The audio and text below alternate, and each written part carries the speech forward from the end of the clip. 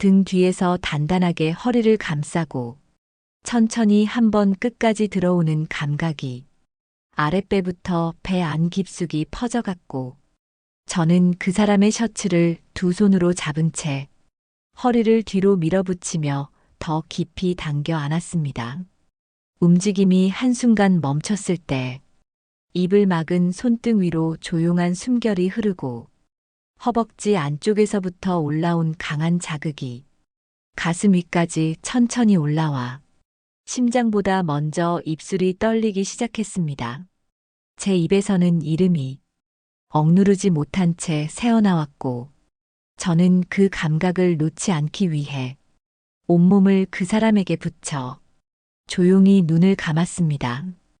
그날 밤 저는 그 사람을 밀지 않았고 그 사람도 저를 놓지 않았습니다. 안녕하세요. 저는 충청북도 제천에 사는 62살 장영희입니다. 제 이야기가 궁금하시다면 구독과 좋아요 부탁드립니다. 28살 외동딸이 결혼을 앞두고 있었고 저는 꽃집을 운영하며 일과 예식 준비를 함께 했습니다. 남편은 딸이 7살 되던 해에 떠났고 그 뒤로 저는 혼자 살아왔습니다. 처음엔 버티는 일뿐이었고 세월이 지나자 익숙해졌습니다. 딸은 서울에서 직장을 다니다 지금의 남자와 만나 자연스럽게 결혼을 준비했습니다. 아이답게 웃으며 이 사람이라면 괜찮다고 했고 저는 괜찮다고 대답했습니다. 결혼식은 따로 하지 않고 가족끼리 모이는 약혼식으로 대신하자 했습니다. 작은 연회장을 빌려 양가가 함께 인사를 나누기로 했습니다. 신랑 쪽 어머니는 해외에 있어 참석이 어렵다고 했고 아버지만 오신다는 말에 저는 고개를 끄덕였습니다. 그날은 평소보다 일찍 꽃시장에 다녀왔고 제 손으로 작은 화병을 만들었습니다. 식장 앞에 조용히 놓인 꽃은 대부분 직접 골라온 것들이었습니다. 딸은 먼저 도착해 대기실로 들어갔고 저는 연회장 입구에 혼자 남아 신랑 측 가족을 기다렸습니다. 긴장감보다는 마음을 다잡는 시간이 필요했습니다. 시작 5분 전 정장을 입은 남자가 들어왔고 그 순간 저는 움직이지 못했습니다. 머리부터 발끝까지 단 한 번에 알아볼 수 있었습니다. 30해 전 저를 두고 떠났던 사람이 신랑의 아버지라는 이름으로 그 자리에 서 있었습니다. 시선이 마주친 순간 아무 말도 할 수 없었습니다. 그는 잠시 멈칫했고 저도 고개를 돌리지 못했습니다. 딸의 결혼을 축하하는 자리에 과거가 조용히 끼어든 순간 제 안에 묻어둔 감정이 아무 예고 없이 깨어났습니다. 그가 자리에 앉는 동안 저는 손끝 감각이 돌아오지 않아 떨리는 손으로 손수건을 움켜쥐었습니다. 화기애애해야 할 분위기 속에서 저는 숨을 조이고 앉아 있었습니다. 식은 그대로 흘러갔고 딸과 신랑은 사진을 찍으며 바빴고 신랑 아버지와 저는 잠시 마주 앉을 시간이 주어졌습니다. 그는 조용히 제 앞에 앉았고 저는 고개를 들었습니다. 처음 건넨 말은 이름이 아닌 짧은 인사였습니다. 그 사람은 제게 그동안 잘 지냈냐고 물었고 저는 대답 대신 당신은 왜 그때 아무 말 없이 떠났냐고 조용히 물었습니다.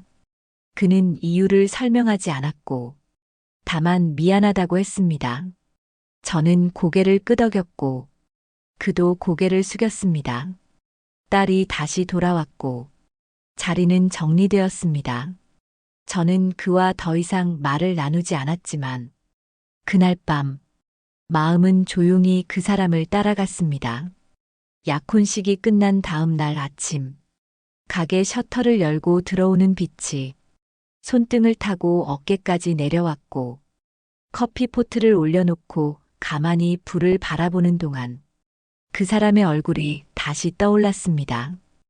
입구에 들어설 때부터 눈을 떼지 못했고 차가운 얼굴에 멈춰있던 눈동자가 제게 닿았던 그 순간 어제 본 일이 아니라 10년 넘게 가슴에 눌려있던 무게처럼 남았습니다.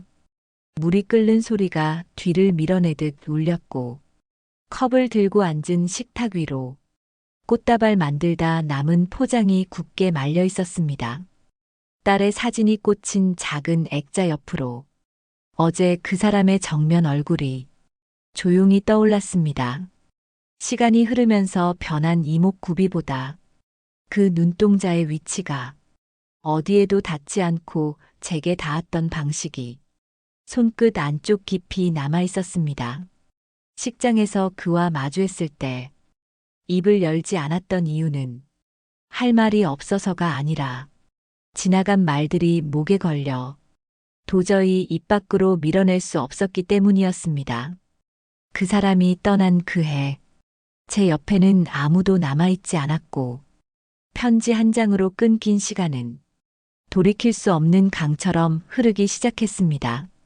이름을 부르지 않은 게 아니라 잊을 수 없어 부르지 못한 것이었고 그날 이후 저는 그 이름을 누구에게도 말한 적이 없었습니다. 딸이 태어난 뒤에도 그 사람을 닮았다는 말 한마디 하지 않았고 세월이 흐르며 제 마음 한쪽은 영영 닫은 채 살아왔습니다. 어제 연회장 뒤편 그와 마주 섰을 때 그 사람은 제게 먼저 말을 걸지 않았습니다. 눈만 마주한 채 한참을 바라보았고 그가 고개를 숙였을 때 저는 조용히 시선을 피했습니다. 그가 앉은 자리에는 작은 흔들림도 남지 않았지만 그 사람의 냄새가 식장 안쪽으로 따라 들어왔고 딸의 목소리가 들려올 때까지 제 귀는 그 사람의 말 없는 숨결 안에 머물러 있었습니다. 약혼식이 끝나고 딸은 신랑과 함께 차로 떠났고 저는 혼자 택시를 타고 내려왔습니다. 창밖으로 보이는 가로수 그림자 위로 연회장에서 그와 스쳐 지나간 시선들이 하나씩 겹쳐졌습니다. 손을 내밀지도 않았고 인사를 하지도 않았지만 그가 거기 있었다는 사실 하나만으로 가슴 안쪽 깊은 곳이 다시 뜨거워지고 있었습니다. 그날 밤은 깊지 않았고 불을 끄지 않은 채 소파에 앉아 창밖만 바라봤습니다. 차가운 유리창에 이마를 대고 있었고 비치지 않는 유리 너머 그 사람이 떠나는 장면을 혼자 다시 떠올렸습니다. 30해 전 비가 내리던 골목을 따라 우산도 없이 걸어가던 뒷모습 그때가 마지막이었고 그 사람은 돌아오지 않았습니다. 그 다음 날 딸이 전화를 걸어왔고 신랑 아버지가 예의 바르고 말이 적은 사람이라며 괜찮은 인상을 받았다고 말했습니다. 저는 그렇다고 말하면서 내색 없이 전화를 끊었습니다. 그리고 핸드폰 연락처 안 그 사람 이름을 다시 찾았습니다. 10년 전까지 남아있던 번호 하나, 연락하지 않은 시간보다 더 무거운 의미가 남아있었습니다. 저는 손가락을 한참 멈춘 채 화면만 보고 있었습니다. 연락할 이유도 없었고 해야 할 말도 없었지만 하지 않으면 다시는 어떤 말도 꺼낼 수 없을 것 같았습니다. 메시지 창을 열고 안부를 묻는 단어 없이 식장에서 뵙게 될 줄 몰랐다는 딱 한 줄만 적었습니다. 보내기 버튼을 누르기까지 손에 쥔 핸드폰이 얼마나 무거웠는지는 그 사람이 답장을 보낼 때까지 알지 못했습니다. 몇 시간이 지난 뒤 답장은 단 한 줄이었습니다. 그날 저도 말을 잊지 못했습니다. 그 한 문장이 제가 보낸 말보다 더 오래 가슴 안에 박혔습니다. 꽃다발을 정리하던 손끝에 화병이 부딪히며 울리는 소리가 가게 안에 조용하게 번졌습니다. 그 사람에게서 온 연락은 없었고 저는 그날 보낸 메시지를 다시 꺼내보지도 않았습니다. 딸은 예식 날짜를 조율하며 신랑 부모님과 저녁 식사를 제안했고, 그날 함께 식사 자리를 마련하게 되었습니다. 작은 한정식 집에서 4명이 마주 앉게 되었고, 딸과 신랑은 식사 내내 밝게 웃었으며 자주 저를 바라보았습니다. 신랑 아버지가 저와 눈을 마주칠 때마다 고개를 살짝 숙이는 인사가 반복되었고, 그 순간마다 저는 그가 과거의 사람이 아니라 딸의 앞날에 함께 엮인 현실이라는 걸 처음으로 인식하게 되었습니다. 식사가 끝난 뒤 딸과 신랑은 먼저 자리를 떴고, 저는 계산을 핑계 삼아 그 사람과 단둘이 남게 되었습니다. 가게 앞 나무 그늘 아래로 천천히 걸어 나왔고, 저는 그에게 이야기를 나눌 수 있는 시간을 잠깐만 달라고 말했습니다. 그는 고개를 끄덕였고 말없이 따라왔습니다. 작은 카페에 들어서서 마주 앉았을 때 그 사람은 손을 테이블 위에 올렸고, 저는 그 손등을 바라보다 다시 시선을 피했습니다. 말을 꺼내야 했지만 어떤 단어도 입 밖으로 꺼낼 수 없었습니다. 그가 먼저 말을 시작했습니다. 20년 넘게 미국에서 살았다고 말했고, 몇 해 전 아내가 병으로 세상을 떠났다고 했습니다. 아이와 단둘이 남은 이후 딸의 결혼식 참석을 위해 오랜만에 한국에 들어왔다고 했습니다. 그 말을 듣는 동안 저는 눈을 들지 않았고 탁자 위에 놓인 물잔을 두 손으로 감싸 쥐었습니다. 그 사람은 그때 떠난 것이 아니라 떠나야 했던 상황이었다고 말했습니다.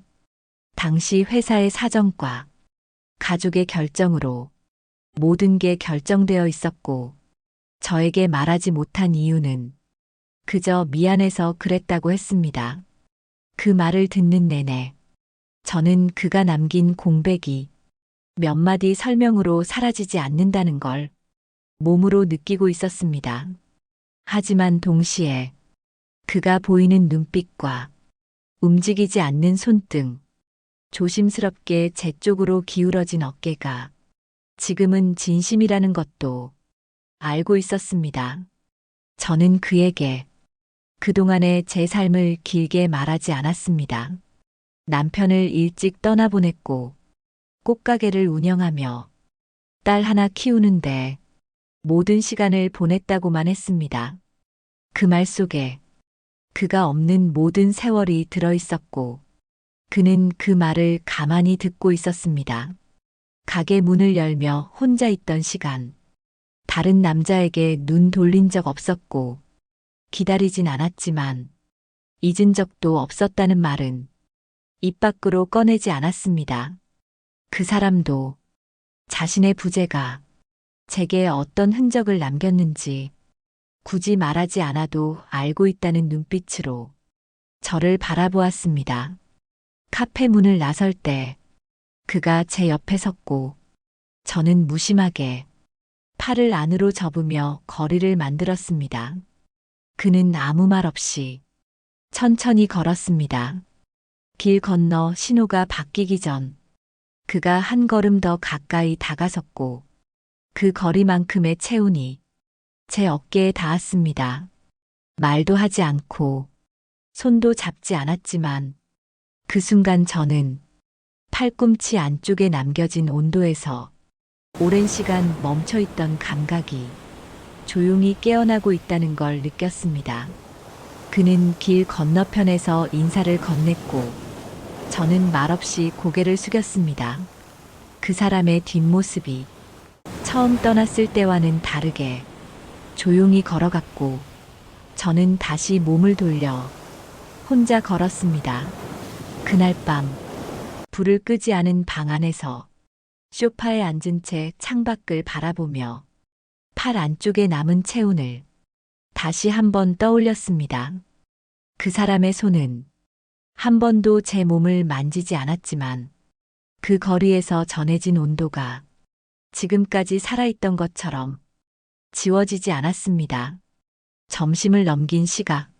식탁 위에 놓인 찬물잔은 반쯤 비어 있었고, 입술 끝을 닦은 손등에는 말없이 맴도는 기운만 내려앉았습니다.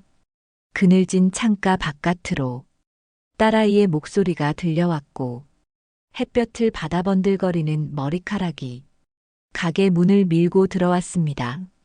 식사를 마친 딸이 예식 전날 신랑 쪽 식사 자리가 있다고 말하며 신랑 아버지도 함께 온다고 했고, 주고받는 말 사이 그날의 얼굴이 다시 뚜렷해졌습니다. 가게 셔터를 내린 뒤 거울 앞에 선 얼굴에 낮은 햇빛이 내려앉았고, 눈가에 붙은 붓기를 손바닥으로 눌러봤습니다.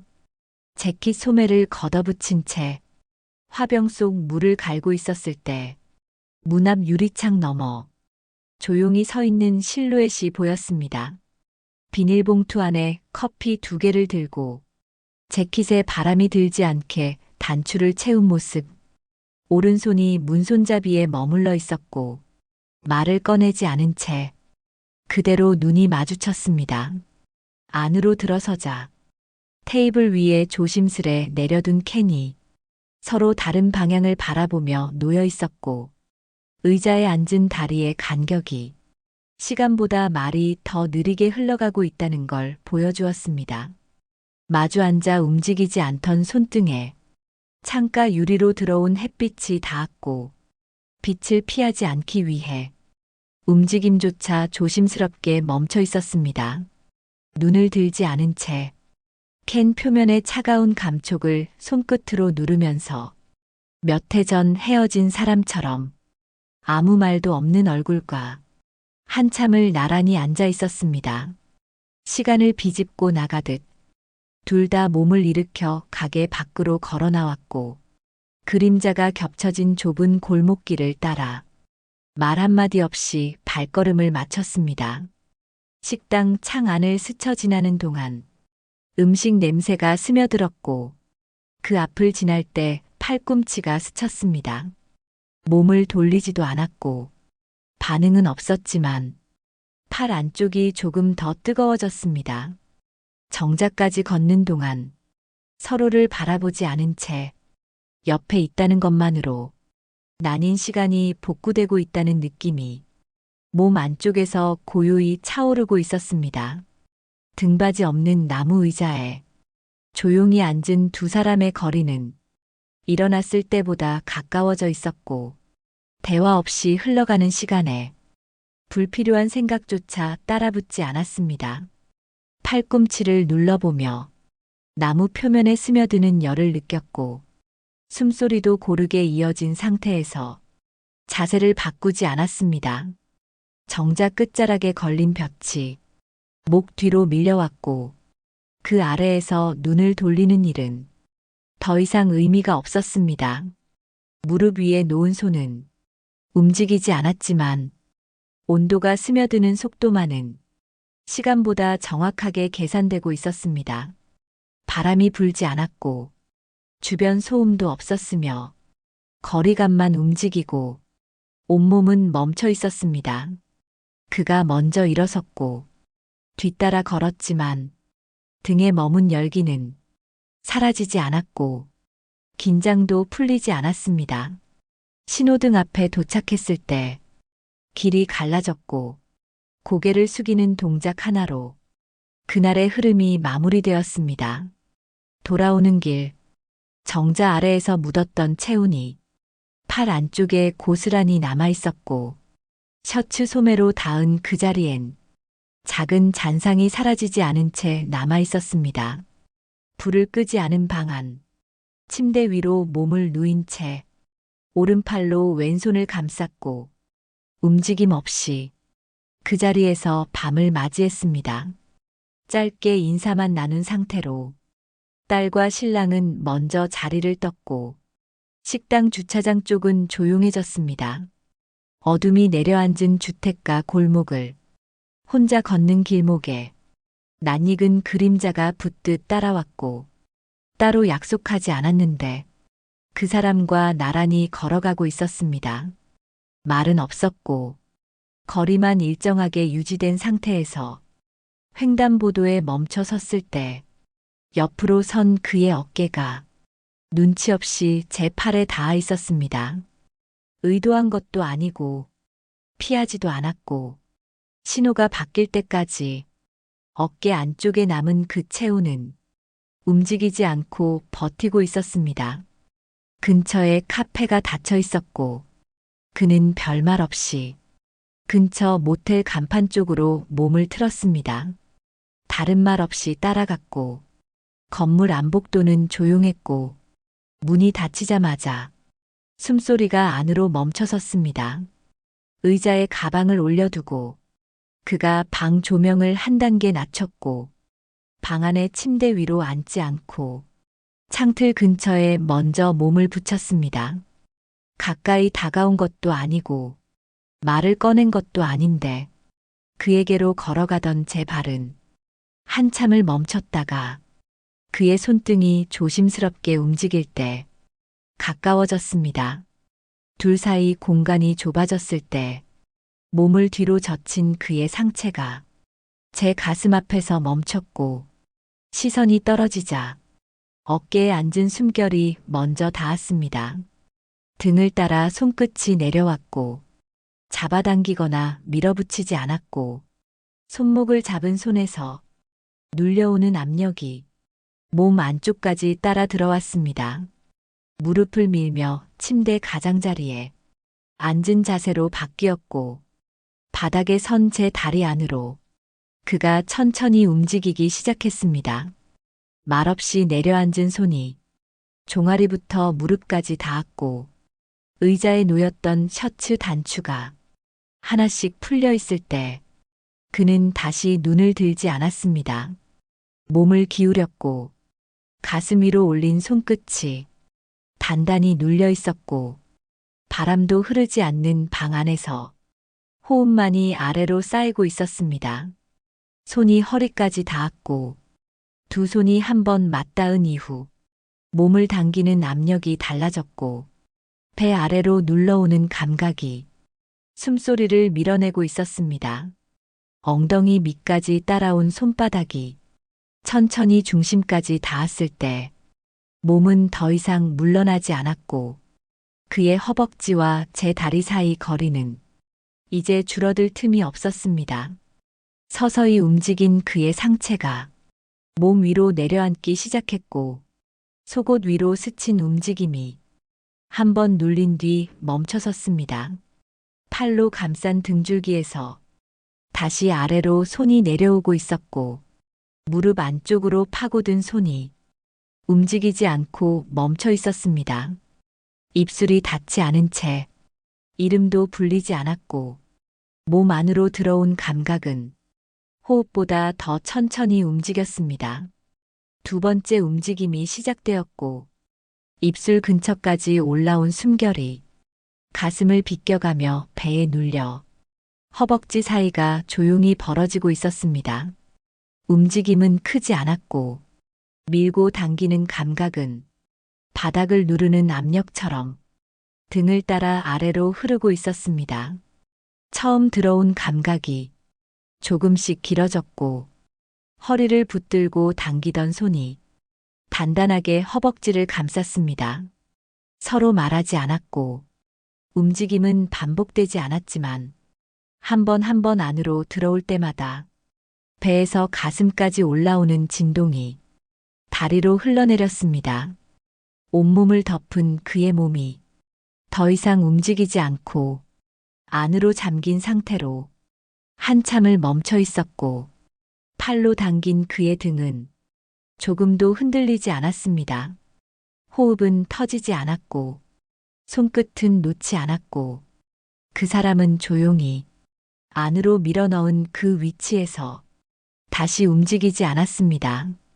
침대 아래로 떨어진 셔츠 자락이 한쪽만 바닥에 길게 늘어져 있었고 허벅지 위에 남은 감각이 안으로 붙은 상태에서 빠져나가지 않고 남아 있었습니다. 눈을 떴을 때 창문으로 들어오는 빛이 방 안벽지에 희미하게 번져 있었고 팔 위에 눌린 이불이 움직이지 않고 정지된 상태로 남아 있었습니다. 방 안엔 아무 소리도 들리지 않았고 몸 아래에 깔린 흔적만 이불 사이로 조용히 퍼지고 있었습니다. 움직이지 않은 다리 사이에 밤새 남겨진 체온이 아직도 식지 않은 채 머물러 있었고 밀어냈던 손등 아래 가려진 흔적은 눈으로 보지 않아도 몸이 먼저 느끼고 있었습니다. 커튼을 걷지 않은 채 천천히 몸을 일으켰고 바닥에 떨어진 셔츠를 주워 허리 위로 걸쳐 올렸습니다. 거울을 보지 않아도 어젯밤의 장면은 지워지지 않았고 가슴 아래 눌린 감각이 의자에 앉은 자세에도 그대로 남아 있었습니다. 현관문은 닫혀 있었고 안쪽에 남겨진 향만 좁은 복도에 얇게 떠 있었습니다. 그 사람의 발소리는 들리지 않았지만 신발장 앞에 놓인 살짝 접힌 슬리퍼 각도가 다시 오겠다는 말처럼 보였습니다. 점포 문을 열기 전 수돗물에 손을 담갔을 때 손목 안쪽으로 스며들던 찬 기운이 그 사람의 손이 머물던 위치와 정확히 겹쳐 있었습니다. 물살 위로 번지던 비누 거품이 그 사람의 팔 위로 흘러가던 감촉과 크게 다르지 않았고 손끝을 닦을수록 지워지지 않는 자극이 점점 더 안쪽으로 들어왔습니다. 딸이 도착하기 전 점포 안쪽 선반을 정리하며 새로 들어온 꽃을 바구니에 담고 있었고 스치듯 문이 열렸을 때 문간에서 인사를 건넨 사람은 어제와 똑같은 옷차림이었고 눈빛만 달라져 있었습니다. 따로 시간을 약속하지 않았고 그도 말없이 문 옆 바닥에 쪼그려 앉아 있었습니다. 이야기를 꺼내지 않았고 어젯밤에 대해 아무런 언급도 없었습니다. 움직이지 않고 앉아있던 어깨에서 단정하게 접힌 셔츠 자락이 어제보다 더 조심스럽게 정돈되어 있었고 그 안에 말 대신 하루를 견뎌낸 긴장이 조용히 들어가 있었습니다. 딸은 신랑과 함께 찾아왔고 모두가 식탁에 마주 앉아 예식 순서와 가족 좌석을 정리했습니다. 그는 저와 눈을 맞추지 않았고 말도 덜했으며 식사 후엔 일찍 자리에서 일어났습니다. 계산서를 챙기며 식당 뒤편으로 나왔을 때 그는 주차장 모퉁이에서 기다리고 있었습니다. 가까이 다가오지 않았고 말도 꺼내지 않았지만 바닥에 고인 그림자 위로 신발 끝이 겹쳐지고 있었습니다.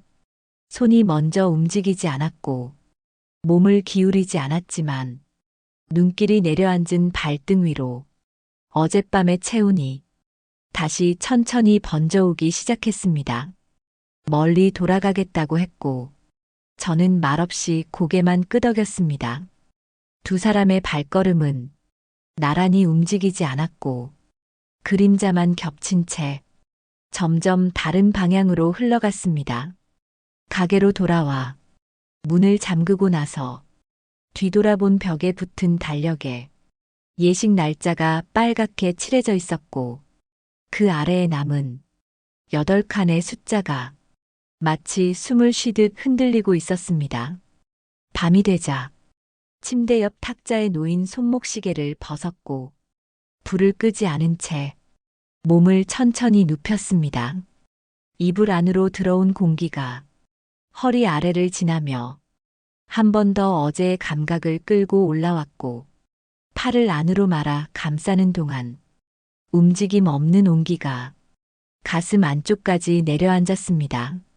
그날 밤엔 전화도 없었고 문자도 오지 않았지만 문을 열고 나가지 않아도 그 사람의 손이 아직도 등을 따라 머물러 있는 것처럼 등을 돌려 벽 쪽으로 눕는 일조차 조금 어렵게 느껴졌습니다. 조명이 꺼지지 않은 채 방 안 공기가 가라앉고 서로의 그림자가 바닥에 엎드린 모습으로 겹쳐 있을 때 입술은 닿지 않았지만 손끝은 먼저 안으로 움직이고 있었습니다. 셔츠 소매 위로 스친 감촉이 목덜미까지 따라 올라올 때 가슴 위로 붙은 손바닥이 더 이상 멈추지 않고 눌러졌습니다. 옷을 벗기지 않았고 천을 밀어내지 않았지만 팔 아래로 당겨지는 움직임에 따라 피부가 오단해서 반응하고 있었습니다. 등을 따라 올라온 손이 가슴 안쪽에서 다시 눌려왔고 움직이지 않던 손가락이 속옷 가장자리에 닿는 순간 허리가 바닥에서 들려졌습니다. 눈을 감고 있지 않아도 앞이 흐려졌고 배 아래로 당겨지는 압력은 한 번에 깊이 들어오지 않았지만 중심까지 닿을 만큼 서서히 안으로 들어오고 있었습니다. 다리 사이로 내려온 손이 움직이지 않고 멈춘 채 천천히 누르기 시작했고 짧게 마주한 허벅지 안쪽이 열을 품은 채 벌어졌습니다. 상체를 숙인 채 입김을 옷 위로 흘리던 숨소리가 복부에 닿기 시작했고 그 안에서부터 밀고 들어온 무게가 안으로 고정되기 시작했습니다. 허리를 붙든 손이 움직이지 않고 멈춰 있는 동안 안에서 밀어 올려지는 자극이 등 뒤를 따라 천천히 올라왔고 다리를 감싼 두 손의 간격이 벌어지지 않은 채 조여왔습니다. 바닥에 밀착된 엉덩이 안으로 두 번째 밀림이 들어올 때 입술이 떨렸고 목을 꺾지 않은 채 허리를 위로 젖히는 움직임이 스스로 멈춰지지 않고 따라갔습니다. 속옷이 반쯤 내려와 있었고 그 틈 사이로 다시 들어온 감각이 끝까지 닿을 때까지 중단되지 않았습니다. 조명이 깔린 바닥에 그 사람의 그림자가 겹쳐졌고 두 다리 사이에 놓인 그림자의 흔들림이 호흡보다 천천히 움직이고 있었습니다. 등을 감싸고 있던 손바닥이 허리로 내려가고 허벅지 위에 닿은 팔이 다시 엉덩이 아래로 눌려 무릎이 벌어지는 각도가 바뀌었습니다. 허리로 당겨지는 움직임에 따라 몸 전체가 당겨졌고 등을 대고 있던 시트가 바닥까지 밀릴 만큼 밀려났습니다. 허벅지 안쪽에서 빠져나가려는 움직임이 반복되었고 엉덩이 밑으로 밀린 무게가 한 번 더 깊숙이 들어올 때 가슴까지 당겨지는 떨림이 팔목을 붙든 손으로 전해졌습니다. 움직임은 작지 않았고 한 번 한 번 내려올 때마다 몸 안쪽의 공간이 조금씩 더 안으로 잠겨 들어가고 있었습니다. 입을 막지 않았고 소리는 흘러나오지 않았지만 그 사람의 몸 전체가 더 이상 물러서지 않고 아래에서 위로 단단하게 들어오고 있었습니다. 눌려있던 다리 위쪽으로 손이 다시 올라왔고 엉덩이와 무릎을 동시에 조인 채 몸 안으로 당겨지는 깊이가 점점 길어졌습니다. 움직이는 리듬이 일정해졌고 몸을 감고 있던 이불은 바닥까지 흘러내려 서로의 허리 아래 고정된 상태로 머물렀습니다. 손을 놓지 않았고 등을 감싸던 손이 조금 더 힘을 주기 시작했고 몸 전체가 바닥에서 들려지듯 밀려 올라오고 있었습니다. 등을 따라 올라온 자극이 가슴에서 터지지 않았지만 호흡이 반복될수록 배 안에 남겨진 진동이 작은 떨림으로 바뀌었습니다. 들어오고 있는 압력은 한 방향으로만 움직였고 그 길을 따라 두 다리 사이 공간이 다시 좁아지지 못하게 열려 있었습니다. 팔 아래로 들어간 손이 가슴을 누르고 있었고 그 사이로 더 이상 밀려들지 않을 정도까지 움직임이 안쪽에 고정되었고 움직이지 않는 정지 상태가 조용하게 유지되고 있었습니다. 빠져나가지 않았고 떼어내지도 않았으며 그 체온은 가슴 아래부터 남아 있었습니다. 결혼식 날 예복을 입은 딸의 어깨에 핀을 꽂아주며 머리를 쓸어 넘기고 있을 때 거울 안에 비친 제 모습이 낯설게 느껴졌습니다. 시간이 흘러도 달라지지 않았던 가슴 안쪽의 무언가는 그날 이후로 자리를 바꾸고 있었습니다. 신랑이 입장하는 순간 딸의 시선이 그쪽을 향했고 신랑 아버지가 따라 들어오는 모습을 저는 일부러 보지 않았습니다. 시선이 닿지 않아도 그 사람의 움직임은 공기 사이로 느껴지고 있었고 한 줄로 늘어선 사람들 틈에서 단단한 체온이 흘러들고 있었습니다. 예식은 순서대로 흘러갔고 손뼉 소리와 음악이 섞여 울리는 공간에서 저는 계속 눈을 내리깔고 있었습니다. 축하의 말들이 오가는 동안 그 사람과 저는 단 한 번도 마주보지 않았고 아무 말도 건네지 않았습니다. 사진 촬영을 마치고 식장이 정리된 뒤 딸은 신랑과 함께 떠났고 혼자 남은 저는 하객들이 빠져나간 조용한 복도에서 그 사람의 이름을 가만히 불러보았습니다. 뒷모습을 돌려 세운 건 길게 쌓인 미련이 아니라 한 번은 말을 해야 한다는 마음이었습니다. 가까이 다가가 손을 잡지도 않았고 눈을 보지도 않았지만 바닥에 고인 그림자 위로 제 발이 함께 놓여 있었습니다. 그 사람은 아무 말 없이 제 앞에 멈춰섰고 입을 열지 않고도 우리는 무언가를 확인하고 있었습니다. 저는 조용히 말했습니다. 오늘로 끝내겠습니다. 딸과 그 아이는 가족이 될 테니 우리 둘은 여기까지라고. 그 사람은 고개를 한참 숙인 채 움직이지 않았고 손끝 하나 들지 않았습니다. 침묵으로 받아들였고 침묵으로 물러났습니다. 밖으로 나가는 복도 끝 문이 열릴 때까지 서로 등을 돌린 채 그 자리에 서 있었습니다. 그는 먼저 걸어 나갔고 저는 아무 말 없이 그 자리를 지켰습니다. 누구의 잘못도 없었고 어느 누구도 책임지지 않았지만 그 선택은 아무도 상처 입히지 않기 위해 우리가 마지막으로 할 수 있는 일이었습니다. 그 이후로 연락은 없었고 전화번호도 사라졌고 문자로 오던 인사도 남지 않았습니다. 딸은 결혼 생활을 시작했고 그에 대해선 어떤 질문도 하지 않았습니다.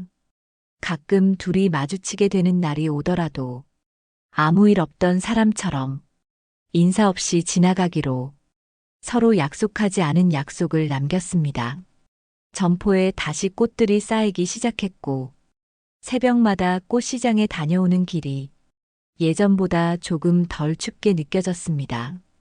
차갑던 물속에서 손을 빼냈을 때 손등을 감싸던 살결 위로 다시 바람이 지나가도 예전처럼 움츠러들지 않았습니다.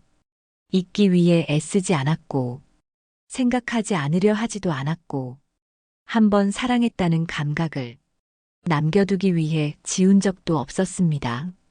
사람은 한 번 채워졌던 빈 곳이 다시 비어 있더라도 그 속에 무엇이 있었는지는 몸이 기억하고 있다는 걸 이제는 알고 있었습니다.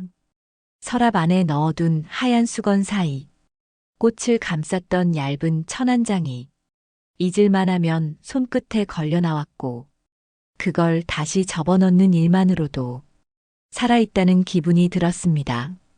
내 안에 남은 모든 감각과 기억과 다시 오지 않을 사람의 체온까지도 더는 밀어내지 않고 그저 그대로 두기로 했습니다. 그는 내게서 완전히 사라지지 않았지만 다시 오지 않을 사람이라는 사실 하나만으로도 지금은 충분히 고요합니다. 내일도 누군가의 새로운 황혼 연애 이야기로 다시 만나 뵙겠습니다. 구독과 좋아요는 우리의 다음 만남을 이어주는 가장 따뜻한 약속입니다.